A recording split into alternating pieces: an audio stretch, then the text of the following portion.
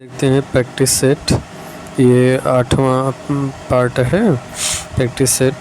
MS Excel 2010 ribbon bar में tab में hide option मौजूद होता है। व्यू में हाइड ऑप्शन कहाँ मौजूद, व्यू में होता है।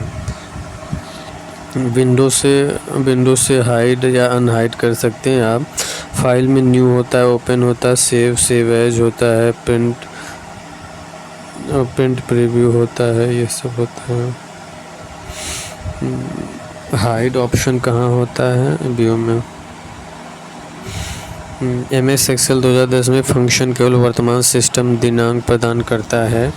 नाउ वर्तमान सिस्टम दिनांक प्रदान करता है। Now date and time, now जो है डेट एंड टाइम को प्रकट करता है, और टुडे का जो है दिनांक, वर्तमान सिस्टम दिनांक का प्रदान करता है। टुडे आज का दिनांक, आज का दिनांक। नाउ डेट एंड टाइम और आज का दिनांक। एमएस एक्सेल 2010 में Ctrl+O का उपयोग सीट के भीतर कॉलम को छुपाने के लिए करते हैं। Ctrl+O का उपयोग सीट के भीतर कॉलम को छिपाने के लिए। Ctrl+O का उपयोग सीट के भीतर कॉलम को छुपाने के लिए। Ctrl+O का उपयोग सीट के भीतर कॉलम को छुपाने के लिए। Ctrl+O का उपयोग सीट के भीतर कॉलम को छिपाने के लिए करते हैं। Ctrl+O। Ctrl+9 hide and row. Ctrl+9 hide row, unhide column. Ctrl+Shift+O unhide column जो है ना, Ctrl+Shift+O unhide column. Unhide row Ctrl+Shift+9 unhide column. Ctrl+Shift+O unhide column है। अनहाइड कॉलम Ctrl+Shift+O है, और अनहाइड रो जो है Ctrl+Shift+9 है। अनहाइड कॉलम मतलब अनहाइड कॉलम के लिए Ctrl+Shift+O, हाइड कॉलम, हाइड रो के लिए Ctrl+9।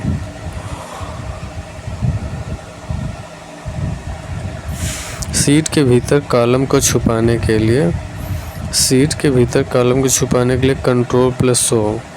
सीट के भीतर कॉलम को छुपाने के लिए Ctrl+O।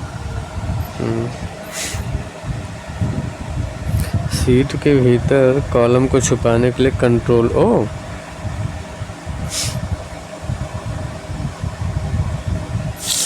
सीट के भीतर कॉलम को छुपाने के लिए Ctrl+O कॉलम, और रो को छिपाने के लिए Ctrl+9। अनहाइड कॉलम के लिए, अनहाइड कॉलम के लिए Ctrl+Shift+O अनहाइड, और अनहाइड रो के लिए Ctrl+Shift+9 सॉरी। एमएस एक्सेल 2010 में कॉलम एंड रो से नाम दिए गए हैं। रो से एक नाम दिए गए। अच्छा, एमएस एक्सेल 2010 में कॉलम से नाम दिए गए हैं, रो से एक से नाम। अच्छा, ये जो ABCD है ना, ये कॉलम को दर्शाता है। ए जो है ये कॉलम को दर्शाता है, और रो जो होता है 1 2 3 गिनती को दर्शाता है।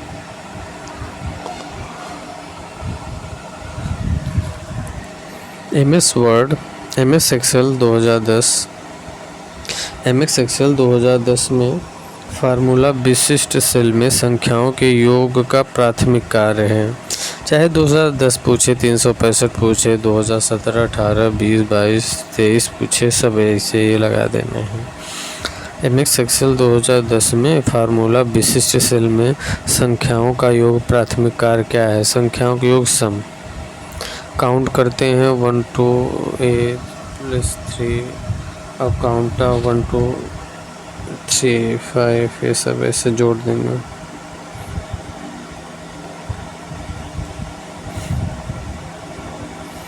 तीन 2 5,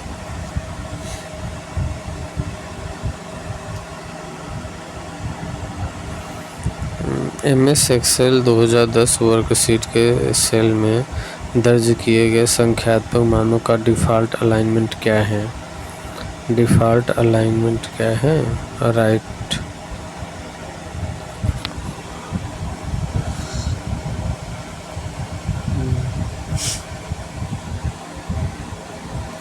एम एस एक्सेल 2010 के सेल में दर्ज किए गए संख्यात्मक मानों का डिफ़ॉल्ट अलाइनमेंट क्या है? राइट है default alignment.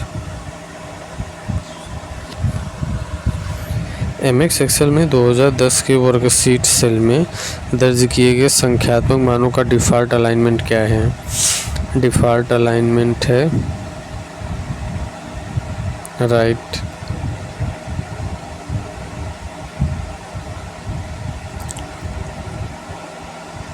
M S Excel 2010 में वर्कशीट के सेल में दर्ज किए गए संख्यात्मक मानों का डिफ़ॉल्ट अलाइनमेंट क्या है? डिफ़ॉल्ट अलाइनमेंट राइट है। राइट जो होता है गिनती को दर्शाता है 1 2 3, और लेफ़्ट जो है ए 128 लिख देंगे तो भी लेफ़्ट में ही रहेगा। ए बी सी लेफ़्ट में ही गिनती। यदि आप कोई अक्षर लिखते हैं, टेक्स्ट लिखते हैं, वो लेफ़्ट में रहेगा, और कोई अक्षर गिनती लिख देंगे, डिजिट लिख देंगे तो राइट में रहेगा।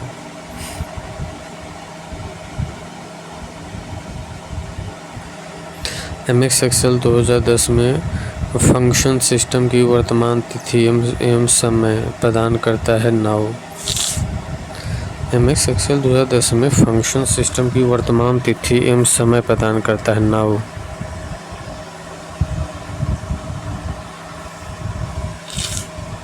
एम एस एक्सेल 2010 में फंक्शन सिस्टम की वर्तमान तिथि एवं समय प्रदान करता है नाउ।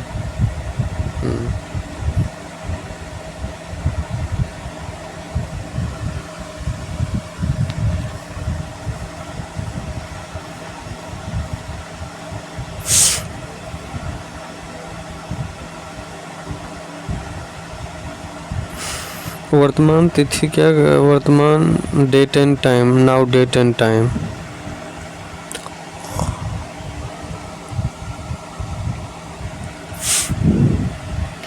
एम एस एक्सेल 2010 के संबंध में गलत विकल्प का चयन कीजिए। गलत ये है कि एम एस एक्सेल 2010 में हम F3 का उपयोग करके फाइल को सेव कर सकते हैं। नहीं, F3 से नहीं, F12 से सेव होगा। F12 से सेव होगा और शिफ्ट प्लस F12 से सेव होगा। शिफ्ट प्लस F12 से सेव होगा या F12 से सेव होगा।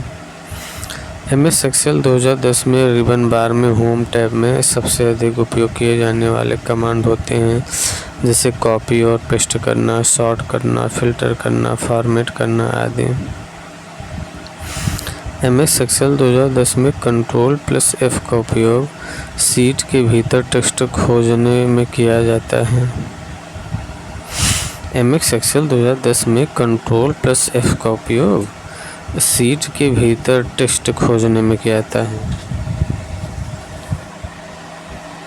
एम एस एक्सेल 2010 में Ctrl+F का उपयोग शीट के भीतर टेक्स्ट खोजने में किया जाता है। शीट के भीतर एम एस एक्सेल 2010 में Ctrl+F का उपयोग शीट के भीतर टेक्स्ट खोजने के लिए किया जाता है।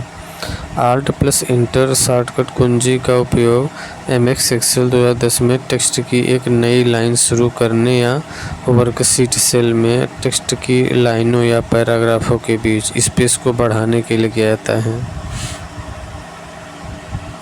Alt+Enter शॉर्टकट कुंजी का उपयोग एम एस एक्सेल 2010 में टेक्स्ट की एक नई लाइन शुरू करने या वर्कशीट सेल में टेक्स्ट की लाइनों या पैराग्राफ के बीच स्पेस को बढ़ाने के लिए किया जाता है। Alt+Enter शॉर्टकट कुंजी का उपयोग एम एस एक्सेल 2010 में टेक्स्ट की एक नई लाइन शुरू करने या वर्कशीट सेल में टेक्स्ट की लाइनों या पैराग्राफ के बीच स्पेस को बढ़ाने के लिए किया जाता है।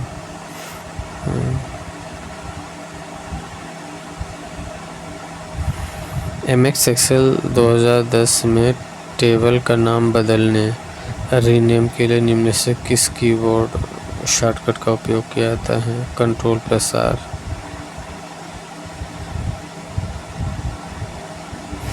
एम एस एक्सेल 2010 में टेबल का नाम बदलने के लिए किस कीबोर्ड शॉर्टकट का उपयोग किया जाता है? Control plus are.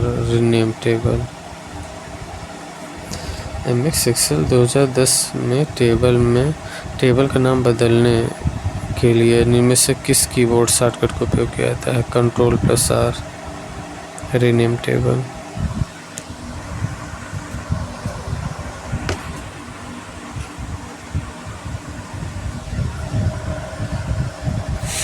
MS Excel 2010 में हम स्क्रीन पर अतिरिक्त स्थान प्राप्त करने के लिए रिबन को कोलैप्स कर सकते हैं। रिबन पर कहीं भी राइट क्लिक कीजिए और फिर कोलैप्स द रिबन को क्लिक कीजिए। Control plus F1। Control plus F2। Control plus F2 print preview. Control plus F2 से ना प्रिंट प्रीव्यू करते हैं। और एमएस एक्सेल 2010 में हम स्क्रीन पर अतिरिक्त स्थान प्राप्त करने के लिए रिबन को कोलैप्स कर सकते हैं। रिबन पर कहीं भी राइट क्लिक कीजिए और फिर कोलैप्स द रिबन को क्लिक कीजिए या control plus F1।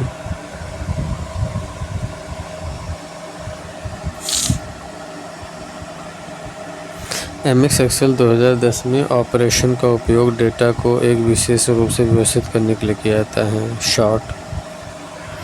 MS Excel 2010 में ऑपरेशन का उपयोग शॉर्ट ऑपरेशन का उपयोग डेटा को एक विशेष क्रम में व्यवस्थित करने के लिए। शॉर्ट का उपयोग विशेष क्रम में, जैसे ये सब दिया तो उसी को एक क्रम में, जैसे ABCD के क्रम में। एमएस एक्सेल 2010 में फंक्शन किसी स्ट्रिंग में कैरेक्टर की कुल संख्या का विवरण है। लेन। LEN लेन।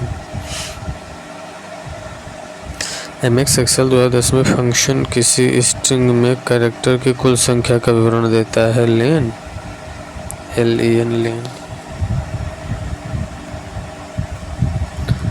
एमएस एक्सेल 2010 में फंक्शन किसी स्ट्रिंग में कैरेक्टर की कुल संख्या का विवरण देता है। लेन।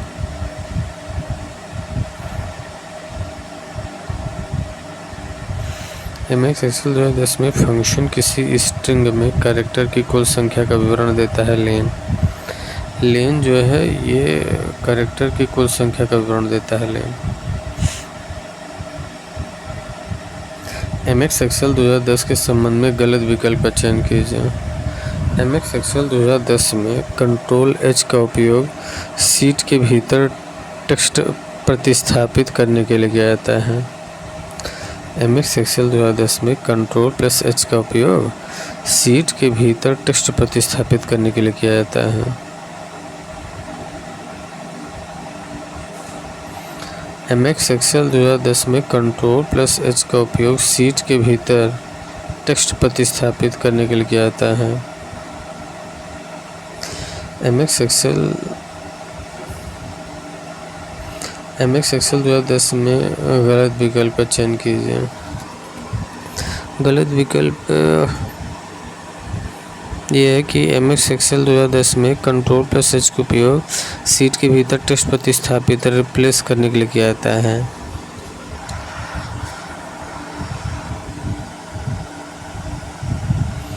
कंट्रोल प्लस H रिप्लेस करने के लिए किया जाता है, ये तो सही है। एमएस एक्सेल 2010 में रिबन बार में होम टैब में सबसे अधिक उपयोग किए जाने वाले कमांड होते हैं। होम टैब जैसे कि कॉपी पेस्ट करना, शॉर्ट करना, फिल्टर करना, फॉर्मेट आदि। आल्ट प्लस इंटर शॉर्टकट कुंजी का उपयोग एमएस एक्सेल 2010 में किसी विशेष सेल वाले टेक्स्ट में एक नई लाइन प्रवेश करने के लिए किया जाता है। आल्ट प्लस इंटर शॉर्टकट कुंजी का उपयोग एमएस एक्सेल 2010 में विशेष सेल वाले टेक्स्ट में एक नई लाइन प्रवेश करने के लिए किया जाता है। सही है। एमएस एक्सेल 2010 में कंट्रोल प्लस R का उपयोग सीट में टेक्स्ट को प्रतिस्थापित करने के लिए किया जाता है। ये गलत है, यही गलत है, बाकी सब सही है। वो कंट्रोल प्लस H का टेक्स्ट के भीतर प्रतिस्थापित करने के लिए करते हैं।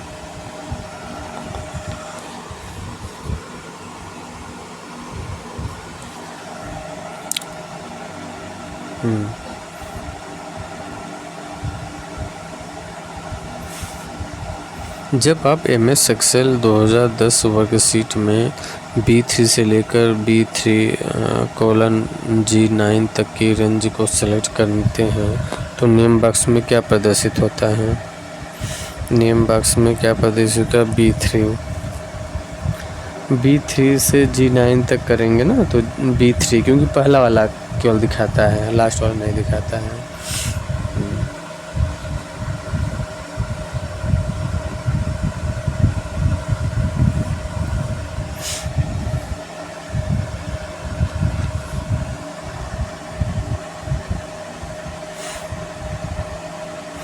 MS एक्सेल 2010 वर्कशीट के सेल में अधिकतम कितने कैरेक्टर टाइप किया जा सकते हैं? 32,767। MS एक्सेल 2010 की वर्कशीट में अधिकतम कितने कैरेक्टर टाइप किया जा सकते हैं? 32,767। MS एक्सेल 2010 में विशिष्ट मानदंडों के साथ एक रेंज में सेल्स की संख्या की गणना का उपयोग करके की जा सकती है। Count if. MS एक्सेल में विशिष्ट मानदंडों के साथ रेंज में सेल्स की संख्या की गणना का उपयोग करके की जा सकती है। Count if. सेल्स की संख्या गणना काउंट इफ। सम बराबर काउंट इफ।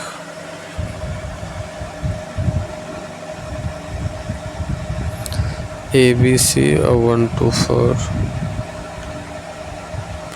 MS एक्सेल में विशिष्ट मानदंडों के साथ रेंज में सेल्स की संख्या गणना उपयोग काउंट इफ से। MS एक्सेल 2010 में एप्लीकेशन में अधिकतम जूम प्रतिशत होती है 400%। एक्सेल में 400% और वर्ड में पावर पॉइंट में 500% होता है।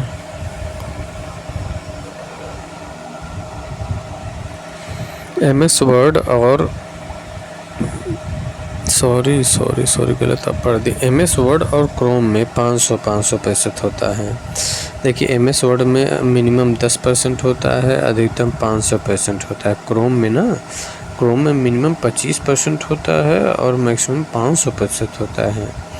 एक्सेल में मिनिमम 10%, अधिकतम 400% और पावर पॉइंट में मिनिमम 10, अधिकतम 400।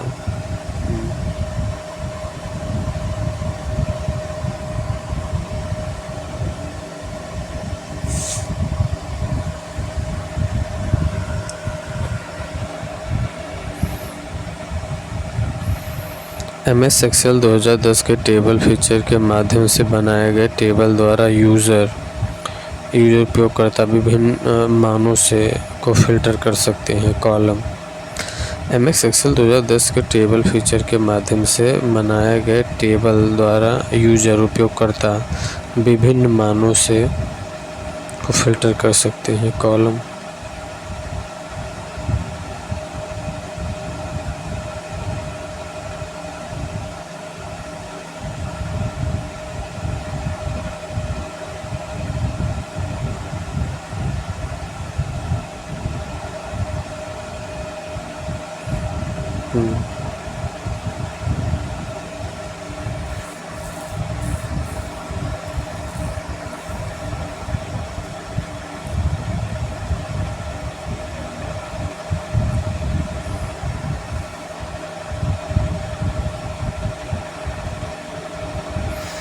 MS एक्सेल 2010 के फीचर टेबल के माध्यम से बनाए गए टेबल द्वारा यूज़र विभिन्न मानों से कॉलम को फिल्टर कर सकते हैं।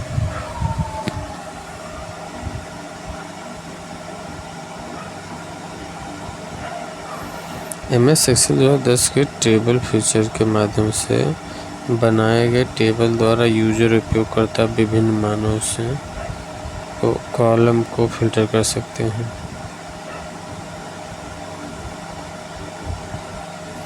कॉलम से MS एक्सेल 2010 के टेबल फीचर के माध्यम से बनाए गए टेबल द्वारा यूज़र उपयोगकर्ता विभिन्न मानों को फिल्टर कर सकते हैं।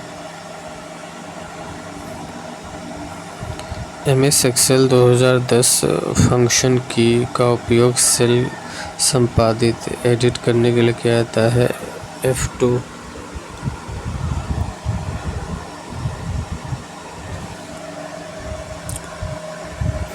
MS एक्सेल 2010 फंक्शन की का उपयोग सेल को संपादित करने के लिए किया जाता है। F2। MS एक्सेल 2010 फंक्शन की का उपयोग सेल को संपादित करने के लिए किया जाता है, F2 संपादित करने के लिए किया जाता है। MS एक्सेल 2010 फंक्शन की का उपयोग सेल को संपादित करने के लिए किया जाता है, F2 सेल को संपादित करने के लिए किया जाता है।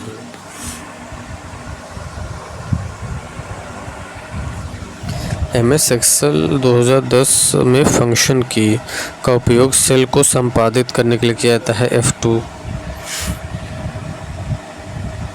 सेल को संपादित करने के लिए F2।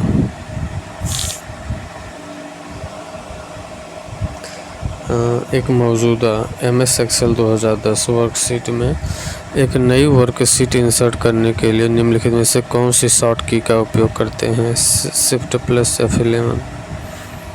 एक मौजूदा MS एक्सेल 2010 वर्कशीट में एक नई वर्कशीट इंसर्ट करने के लिए निम्नलिखित में से कौन सी शॉर्ट की का उपयोग करते हैं? Shift plus F11। एक मौजूदा MS एक्सेल 2010 में शॉर्ट वर्कशीट में एक नई वर्कशीट इंसर्ट करने के लिए निम्नलिखित में से कौन सी शॉर्टकट की का उपयोग करते हैं?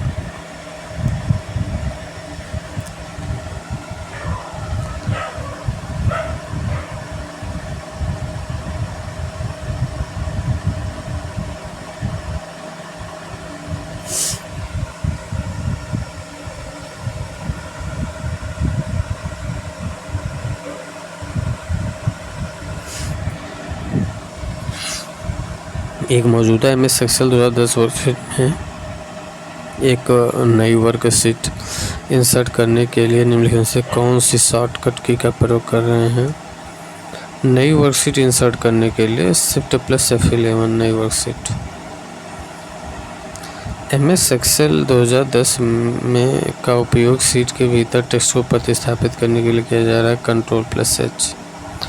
MS एक्सेल 2010 में कंट्रोल प्लस H का उपयोग सीट के भीतर टेक्स्ट को प्रतिस्थापित करने के लिए किया जा रहा है, कंट्रोल प्लस H।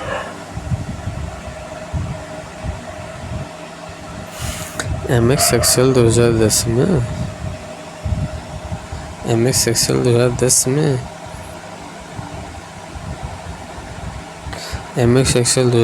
में कंट्रोल प्लस H का उपयोग सीट के भीतर टेक्स्ट को प्रतिस्थापित करने के लिए किया जा रहा है।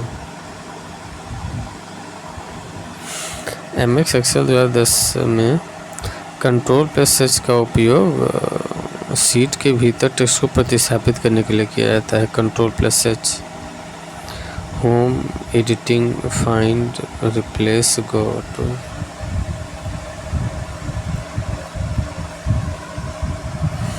MS एक्सेल 2010 में कंट्रोल प्लस H का उपयोग सीट के भीतर टेक्स्ट को प्रतिस्थापित करने के लिए किया जाता है, control plus H। Home, editing, find, replace, go to. MS Excel 2010 की इस वर्कशीट को ध्यान में पढ़ें और उसके अनुसार निम्नलिखित प्रश्न के लिए सबसे उपयुक्त विकल्प चुनें। अंकी मान वाले सेल का एब्सोल्यूट एड्रेस क्या है?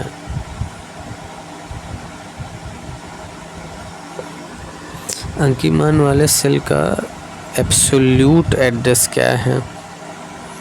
एब्सोल्यूट एड्रेस वही $B $2 यही है। $B $2 एब्सोल्यूट वैल्यू है, एब्सोल्यूट एड्रेस। MS एक्सेल 2010 में पिछली सीट पर जाने के लिए control plus page up. MS Excel 2010 में पिछली सीट पर जाने के लिए control plus page up shortcut की का प्रयोग करते हैं। MS एक्सेल 2010 में पिछली सीट पर जाने के लिए कंट्रोल प्लस पेज अप का प्रयोग करते हैं।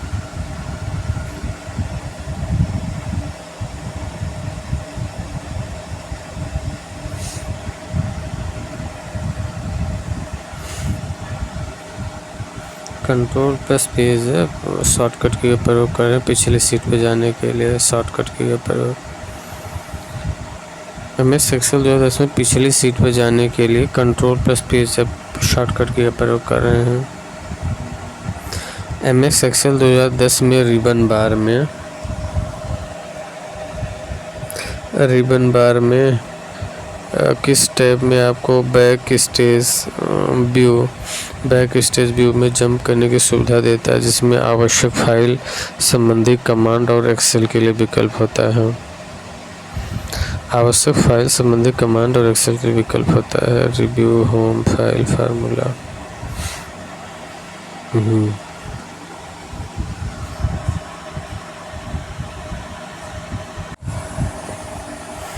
MS एक्सेल 2010 में रिबन बार में टैब आपको बैक स्टेज व्यू में जंप करने की सुविधा देता है, जिसमें आवश्यक फाइल संबंधी कमांड और एक्सेल के विकल्प होते हैं। फाइल मेनू में होता है। MS एक्सेल 2010 में रिबन बार में टैब आपको बैक स्टेज व्यू में जंप करने की सुविधा देता है। इसमें आपको फाइल संबंधी कमांड और एक्सेल के विकल्प होते हैं, जिसमें आवश्यक फाइल संबंधी कमांड और एक्सेल के विकल्प होते हैं। फाइल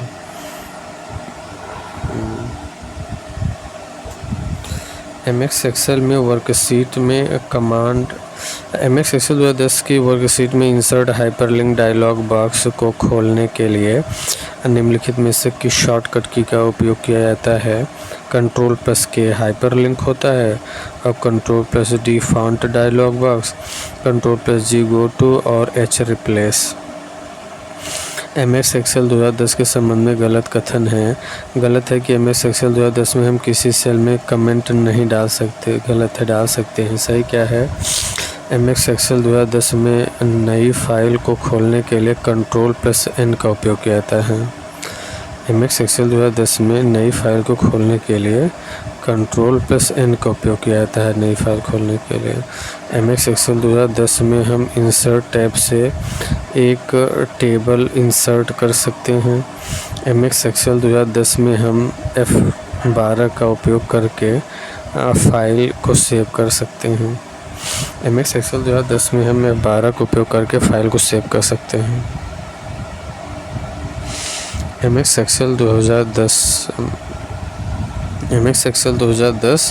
वर्कशीट में एक ही सेल में एक नई लाइन आरंभ करने के लिए निम्नलिखित में से किस कीबोर्ड शॉर्टकट का प्रयोग किया जाता है। Alt+Enter।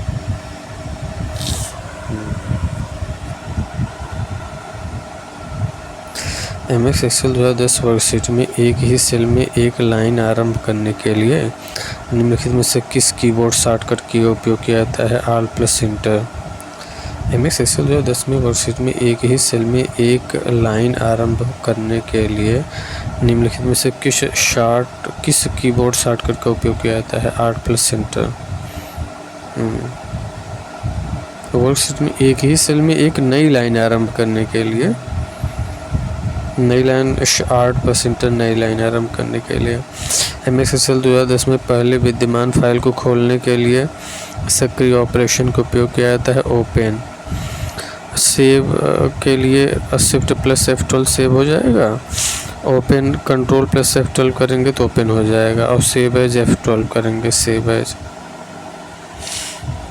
MS एक्सेल 2010 में समूहीकृत वैल्यू वाला ऐसा टेबल है जो एक या अधिक असतत श्रेणियों के भीतर किसी भी अतिविशिष्ट टेबल के अलग अलग आइटमों का चयन करता है।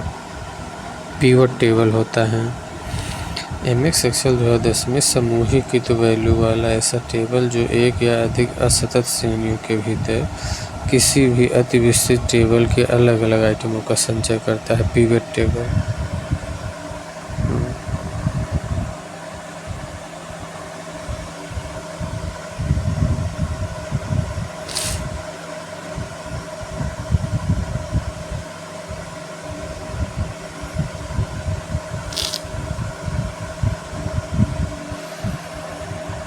MS एक्सेल 2010 में निम्नलिखित में से व्यंजक का आउटपुट क्या है। व्यंजक का आउटपुट है 6।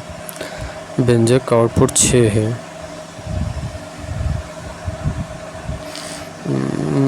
9/3 के 3 की घाते 2 हो गया 9। 9 1 का 9 और 6 - 1। 6 7 -1 6। सेल के संबंध में गलत। सेल में फॉर्मेटिंग विशेषताएं हो सकती है जो अक्षरों, संख्याओं, तिथियों को प्रदर्शित होने के तरीकों को बदल देती है। ये क्या है? ये सही है। सेल में टेक्स्ट हो सकता है जैसे अक्षर, संख्याएं, तिथियां। सही है। सेल में टेक्स्ट हो सकता है जैसे अक्षर, संख्याएं, लेकिन तिथि नहीं। सेल में टेक्स्ट हो सकता है जैसे अक्षर, संख्या, लेकिन तिथि नहीं। गलत है। आपके द्वारा स्प्रेडशीट में प्रविष्ट की गई कोई भी जानकारी एक सेल में संग्रहित हो जाएगी। सही है।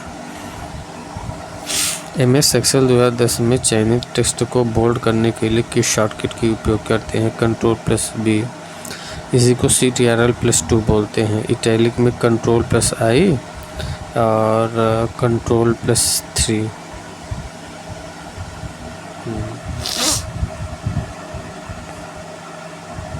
MS एक्सेल 2010 में संख्या को उससे निकटतम पूर्णांकित मान में लाने के लिए फंक्शन का उपयोग किया जाता है फ्लोर का। सीलिंग 38।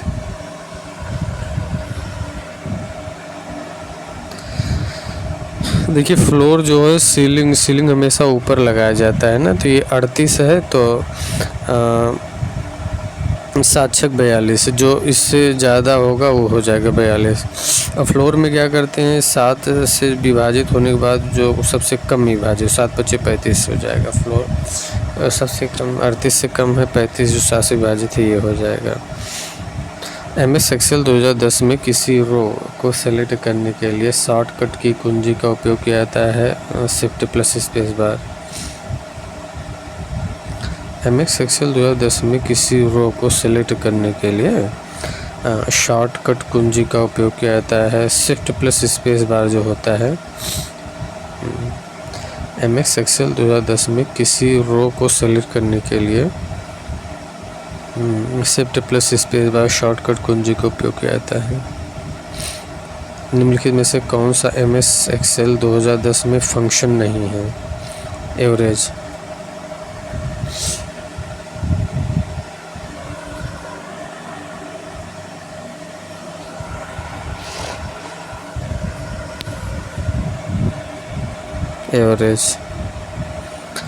MS एक्सेल 2010 में शॉर्टकट की का उपयोग डेटा टैब पर जाने के लिए किया जाता है Alt+A।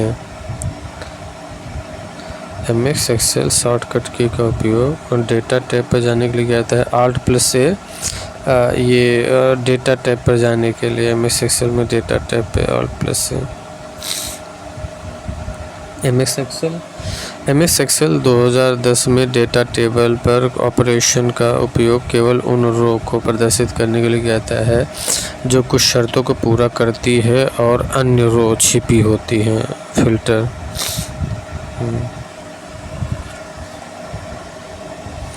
MS एक्सेल 2010 में डेटा टेबल पर ऑपरेशन का उपयोग केवल उन रो को प्रदर्शित करने के लिए किया जाता है जो कुछ शर्तों को पूरा करती हैं और अन्य रो छिपी होती हैं।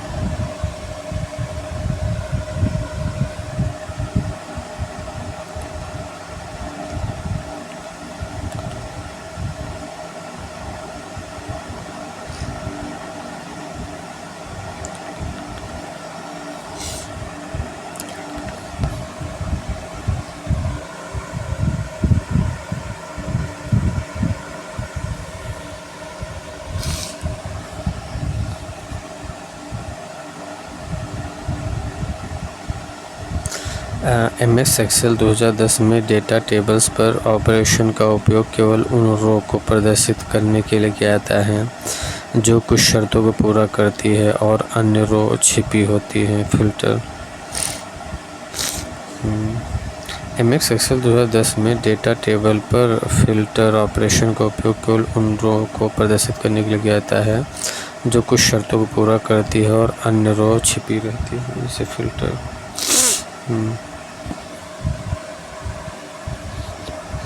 MS एक्सेल 2010 का उपयोग शीट के भीतर टेक्स्ट खोजने में किया जाता है Ctrl+F।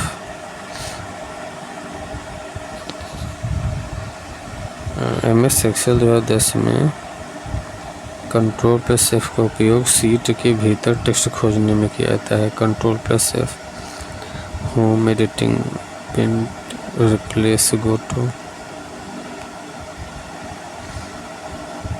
MS एक्सेल 2010 में MS एक्सेल 2010 में कंट्रोल प्लस F का उपयोग सीट के भीतर टेक्स्ट खोजने में किया जाता है। Control plus F,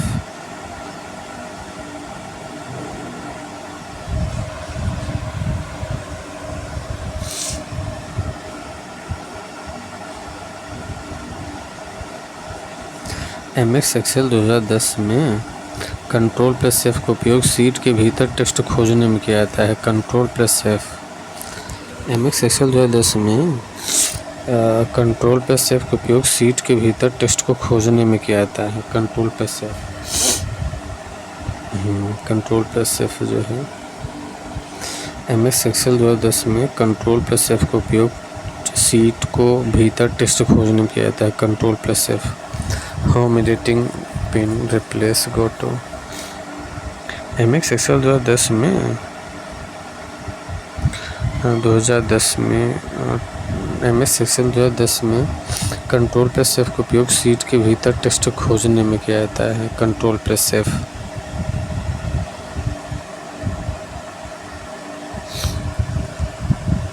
home editing, pin, replace, go to. MS Excel 2010 में कंट्रोल प्लस F का उपयोग सीट के भीतर टेक्स्ट खोजने में किया जाता है। Control plus F2, home editing, print, replace, go to.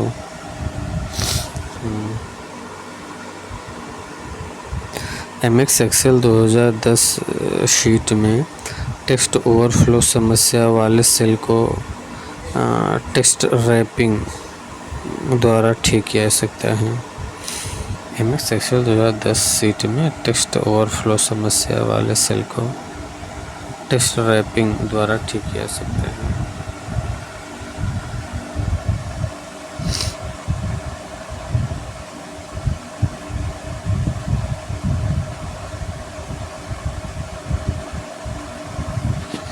MS Excel 2010 sheet में टेक्स्ट ओवरफ्लो समस्या वाले सेल को टेक्स्ट रैपिंग द्वारा ठीक किया जा सकता है।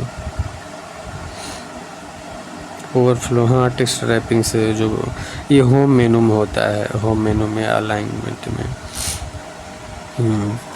MS एक्सेल 2010 के संबंध में गलत विकल्प चुनिए। गलत विकल्प क्या है? MS एक्सेल में नए रिक्त ब्लैक फाइल खोलने के लिए कंट्रोल प्लस O का उपयोग किया जाता है।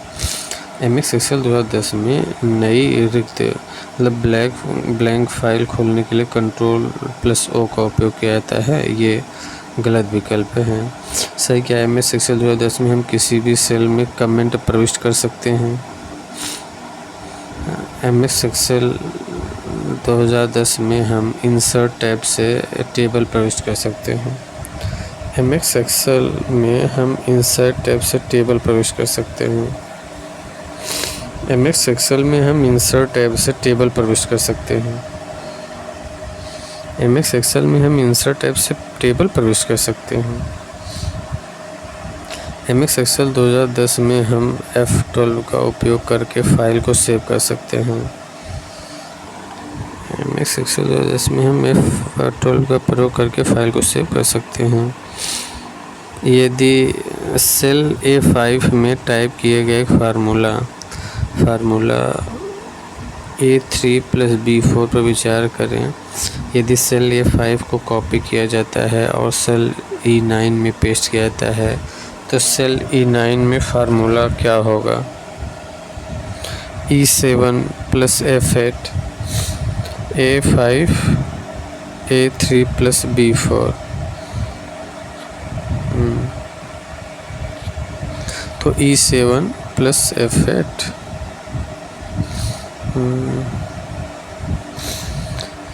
सेल में A5 में टाइप किए गए फार्मूला A3 + B4 विचार करें। यदि सेल A5 को कॉपी किया जाता है और सेल E9 पेश किया जाता है, तो सेल E9 में फार्मूला क्या होगा?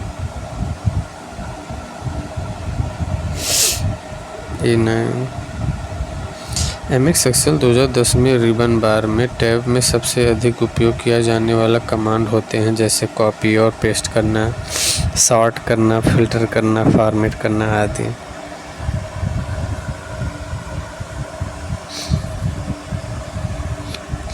MX एक्सेल 2010 में रिबन बार में टैब में सबसे अधिक उपयोग किए जाने वाले कमांड होते हैं, जैसे कॉपी और पेस्ट करना, सॉर्ट करना, फिल्टर करना, फॉर्मेट करना आदि।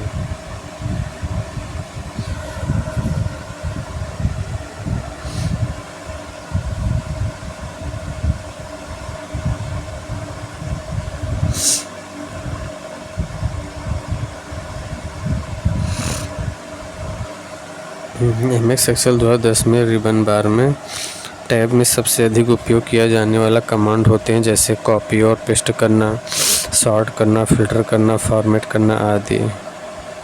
ये सब होम में होता है। कमांड होते हैं जैसे कॉपी, पेस्ट, सॉर्ट, ये सब फिल्टर, ये सब फॉर्मेट, ये सब होम में होता है। MS एक्सेल 2010 में रिबन में मौजूद का उपयोग वर्कशीट में विभिन्न ऑब्जेक्ट जैसे कि चित्र, चार्ट, पिवट टेबल, हाइपरलिंक, विशेष सिंबल, समीकरण, हेडर, फुटर को जोड़ने के लिए लागू किया जाता है। इंसर्ट, ये सब इंसर्ट में होता है। पिवट टेबल, हाइपरलिंक, विशेष सिंबल, हेडर, फुटर सब इंसर्ट में होता है। MS एक्सेल 2010 में संपूर्ण वर्कशीट को सिलेक्ट करने के लिए शॉर्टकट की का उपयोग करते हैं, कंट्रोल+ से। कंट्रोल+ से ये जो है संपूर्ण वर्कशीट को सिलेक्ट कर लेगा और इसके जगह पे कंट्रोल+Shift+,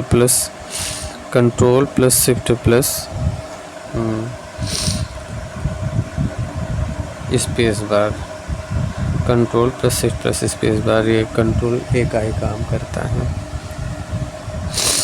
MS एक्सेल 2010 का उपयोग डेटा के किसी भी सेट का आलेखी निरूपण करने में किया जा सकता है, चार्ट्स बनाने में।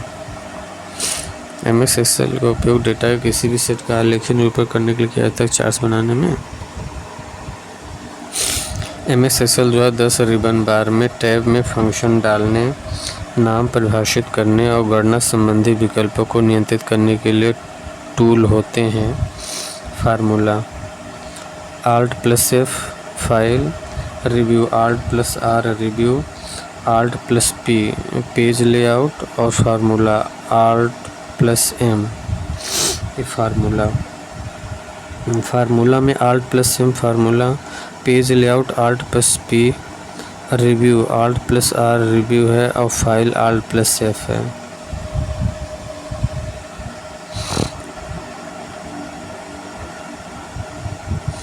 MS एक्सेल 2010 में कॉलम सेलेक्ट करने के लिए कंट्रोल+स्पेस बार शॉर्टकट कुंजी का उपयोग किया जाता है।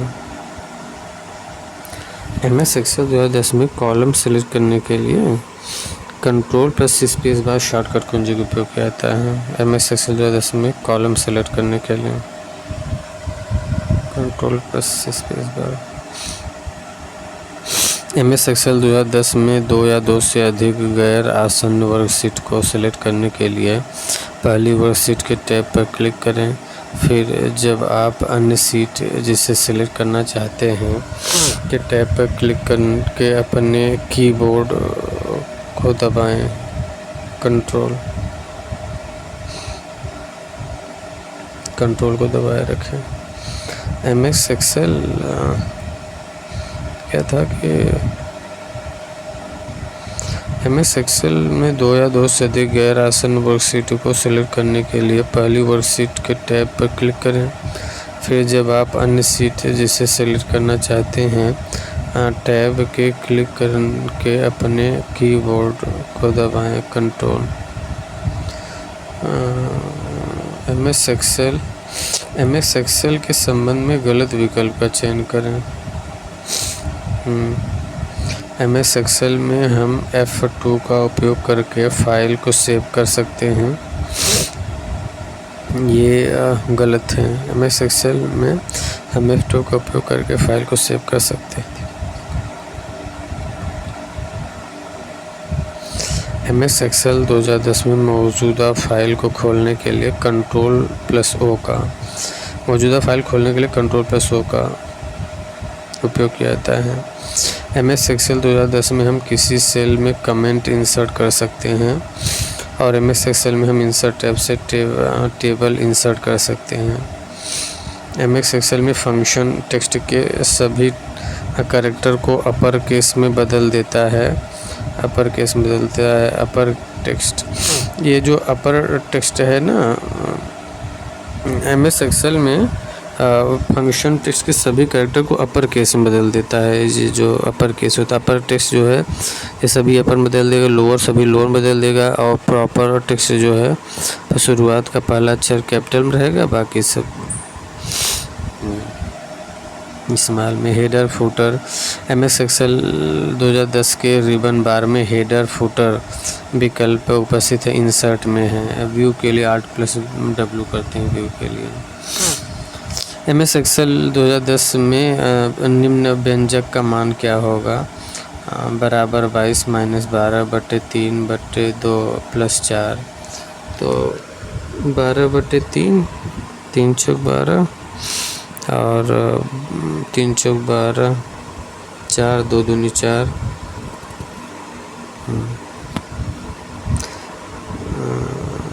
2 दूनी 4, 2, अब 2 + 4, 22, 4, 26 - 2, 24।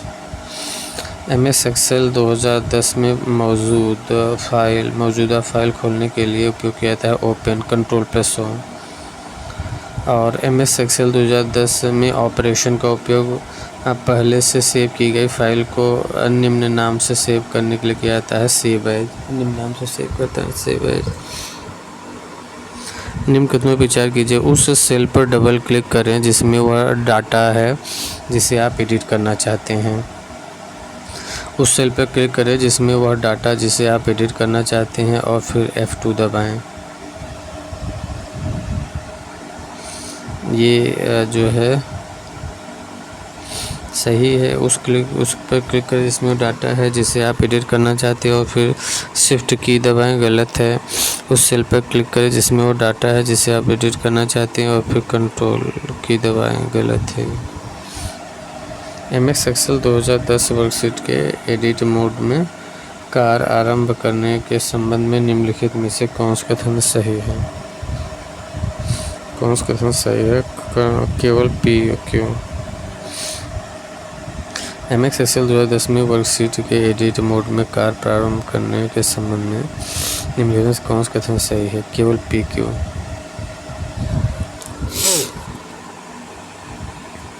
MS एक्सेल 2010 के वर्कशीट के एडिट मोड में कार्य प्रारंभ करने के संबंध में निम्नलिखित कौन सा कथन सही है? केवल P क्यों सही है?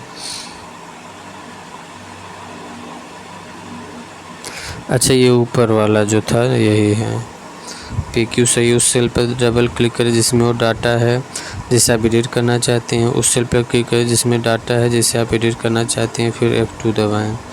अच्छा, ये सही है, केवल PQ। MS एक्सेल 2010 के रिबन बार में tab worksheet view, freezing pan देखने और कई विंडो को व्यवस्थित करने के बीच स्विच करने के लिए कमांड प्रदान करता है व्यूज, Alt+W। होम Alt+H है, फार्मूला Alt+M है, व्यू Alt+W है, रिव्यू Alt+R है। MS एक्सेल 2010 में रिव्यू टैब खोलने के लिए Alt+R, रिव्यू टैब खोलने के लिए Alt+R शॉर्टकट की उपयोग करते हैं।